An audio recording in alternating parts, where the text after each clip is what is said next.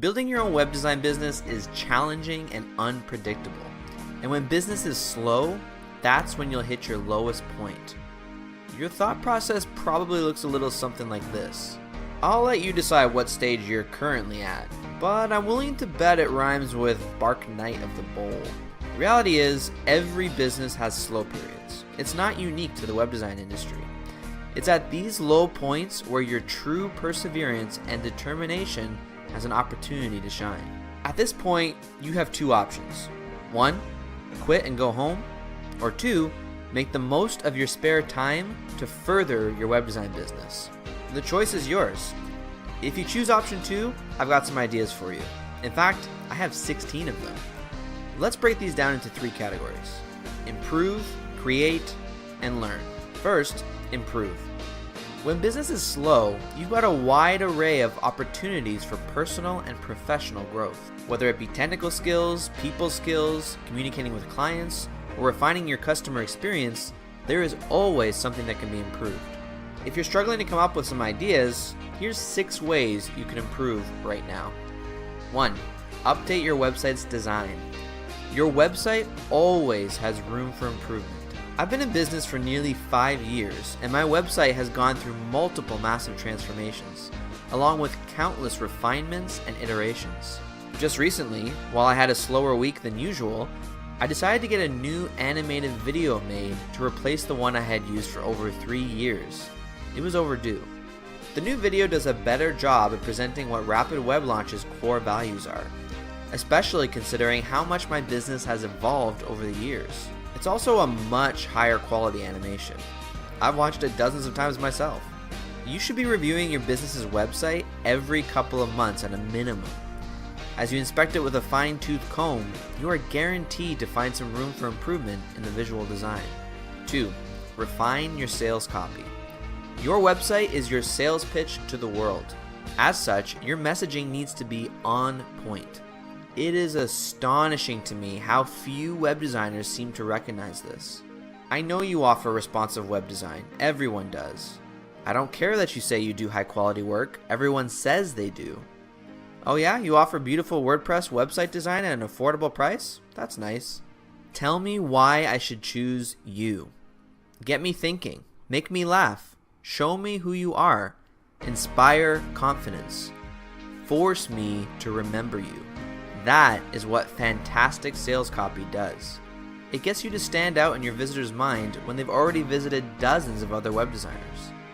If you were lined up against 30 other web designers, why should people choose you? Honestly, ask yourself that question. Then, write something interesting. 3. Optimize your website's performance.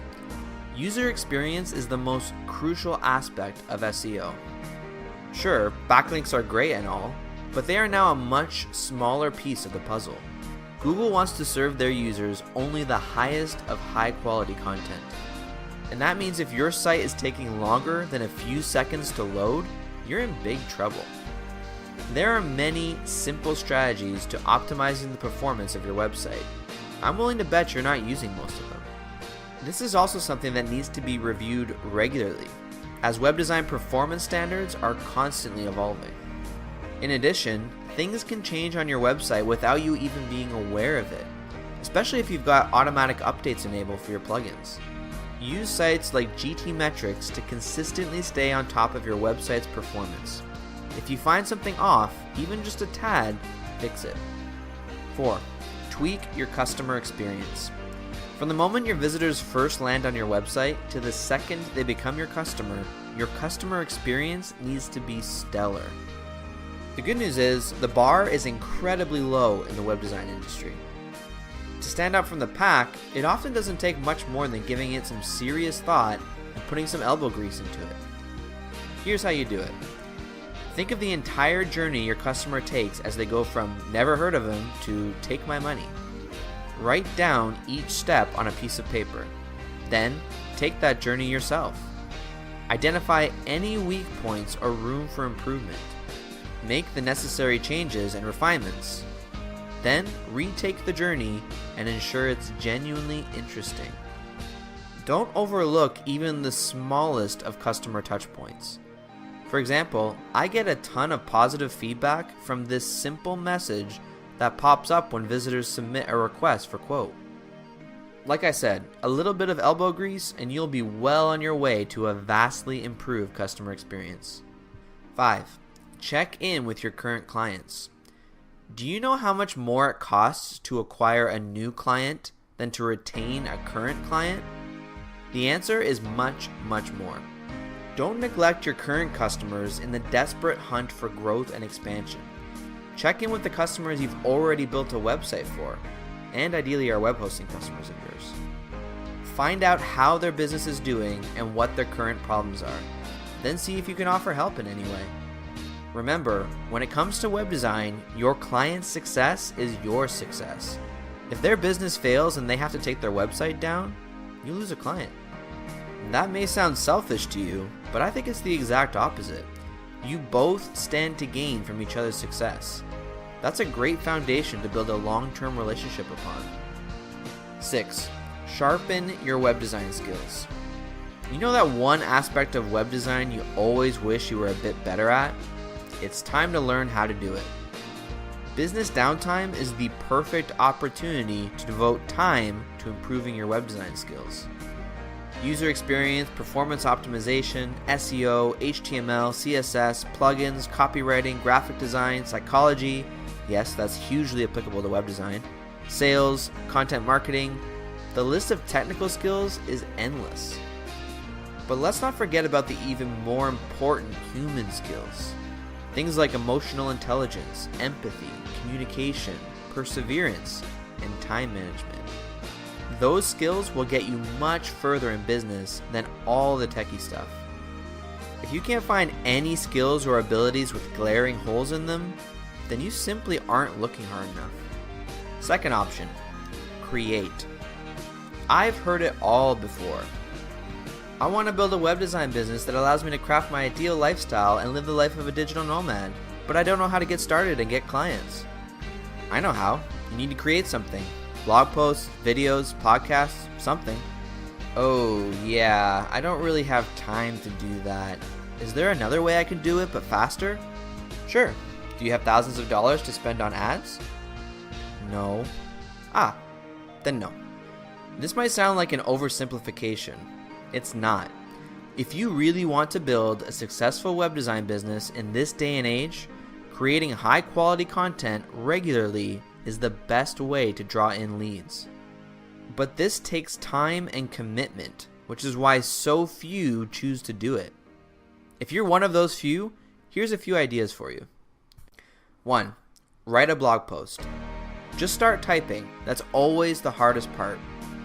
Do some research first, of course, but don't get hung up on it. Too many people are spending all of their time consuming without doing. Writing a blog is still one of the best ways to improve your Google rankings and bring in more leads and customers. It is by far the most effective tool that helped me build RapidWebLaunch. The more you write, the faster you'll improve your writing and storytelling skills. And as I've mentioned many times before, storytelling is the most powerful asset you can own as an entrepreneur and online marketer. 2. Record a podcast. After you've gone through the effort of writing a blog post, go ahead and pick up a microphone and start recording yourself reading them. With each new blog post, you'll create a new podcast episode as well. Don't worry, you'll sound awful in the beginning. Just go back and watch some of my oldest videos for some examples. But that's okay. Like anything else, you'll improve as you practice. 3. Produce a video. YouTube is the #2 search engine in the world. If you have an online business, you need to be marketing on YouTube. Simple as that. Good news! If you've already followed my advice and written a blog post and recorded a podcast episode, then you already have the audio for your sweet new video. Now you just need to use a tool like Powtoon to add visuals. Blog post, podcast episode, YouTube video. It's the simplest content marketing framework in the world. 4. Design an infographic. Infographics are somehow still a thing. People never seem to grow tired of gorgeous illustrations that explain complicated data in a simple format. I made an infographic a few years ago. To this day, it is still the most successful blog post I've ever made in terms of backlinks. It got distributed on many high-profile web design blogs. And that's your main focus when it comes to creating an infographic. Make something that is irresistibly shareable and ends up giving your website dozens of backlinks. The easiest way is to compile all of the data and research, then hire someone on Upwork to design the graphic. 5. Create an ebook or online course. Ebooks and online courses can still be an effective marketing method, especially when it comes to building a brand. The problem is that too many so-called bloggers go about doing it the wrong way. They gate their ebook behind mandatory email opt-ins, or even worse, create crappy ebooks and courses that aren't even worthy of an email. If you're going to create an ebook or course, do it right. Make something that you yourself would be willing to sign up for and maybe even pay for. And finally, the third option, learn. There's a reason why learn is the last category listed here. Don't get me wrong, research and education is a crucial part of your entrepreneurial process, but there's just so much content out there. I see so many of you reading, watching, and listening, but not doing. Besides, action is one of the best ways to learn. Trial and error and real-world experience will always trump book smarts. That said, when you've already taken action and it's time to hit the books, here's some options for you. 1. Read web design blogs. I think you've got this one nailed down already, so let's move on, shall we? By the way, there are no other blogs out there about building a web design business, okay? This is the only one. 2. Watch web design videos. When it comes to learning web design, video often trumps reading blog posts. There are a lot of technical tutorials and stories to be told that don't translate as well in written word. So by all means, subscribe to some quality web designers on YouTube. The subscribe button is it's just below. 3. Listen to web design and entrepreneurial podcasts. Podcasts are all the rage these days. There are so many quality entrepreneurial podcasts to choose from.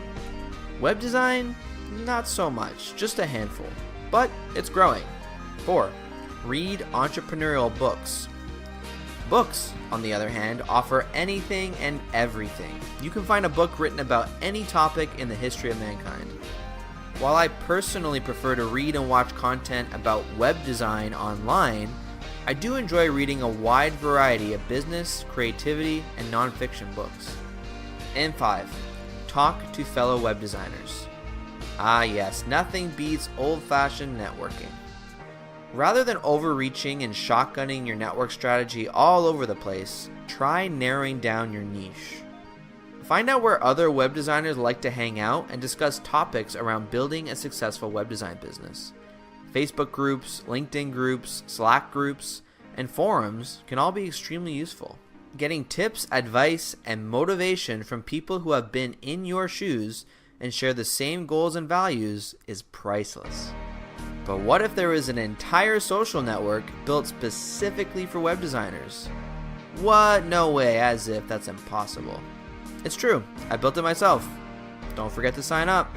But wait, there's a bonus option. Simply enjoy the vacation. Listen, maybe it's time to take a break. Business being slow could be the perfect time to take a step back and get some quality R&R. Your web design business will be here when you get back, I promise. But that's entirely up to you. You're the only one who knows your own personal limitations and the current state of your physical and mental health. Except maybe your spouse, they tend to know a lot about you. Either way, you have no excuses to do nothing. If you don't have any immediate clients at the moment, there are many things you can do to bring in new ones. Outside of that, you have plenty of opportunities for personal and professional growth. Otherwise, take some time off and come back when you're re-energized and ready to do one of those two things. Just don't do nothing.